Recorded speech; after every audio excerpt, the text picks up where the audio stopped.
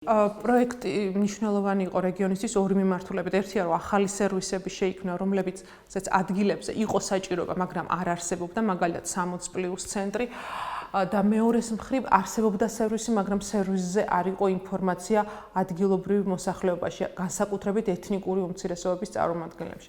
პროექტი აი ამ მიმართულებით მუშაობდა. შექმნა ახალი სერვისები ადგილებზე, რაც ყველაზე მნიშვნელოვანია, იმიტომ რომ რიგ შემთხვევაში შეიძლება სერვისი იყოს, მაგრამ იყოს დედაქალაქში, დიდ ქალაქებში და როდესაც მსგავსი სერვისი სჭირდება ადგილზე სოფლის მცხოვრებს, მას ადგილზე უნდა ქონდეს ამ სერვისის მიღების საშუალება. ჩვენ შევქმნით სწორედ ესეთი კერები, შევქმნით ცენტრები, რომელიც საშუალებას მისცემს ბენეფიციარებს ადგილებზე მიიღონ სერვისები.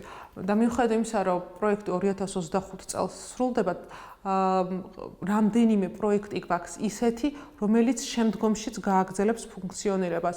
მაგალითად 60+ ცენტრი. მის ბაზაზე შეიქმნება სოციალური საწარმო და იგივე სერვისის მიწოდებას ბენეფიციარებისათვის პროექტის შემდგომაც გააგრძელებს. იგივე ჩვენ ვახსენებთ ეს აუტიზმის სპექტრის მიმართულებით სკოლებში მუშაობა, ეს ინფორმაცია და ცოდნა უკვე და კომპეტენცია ბაღის მასწავლებლებს აქვთ და ამ მიმართულებით ისინი ჩვენ შემდგომაც დამოუკიდებლად გააგრძელებენ მუშაობას.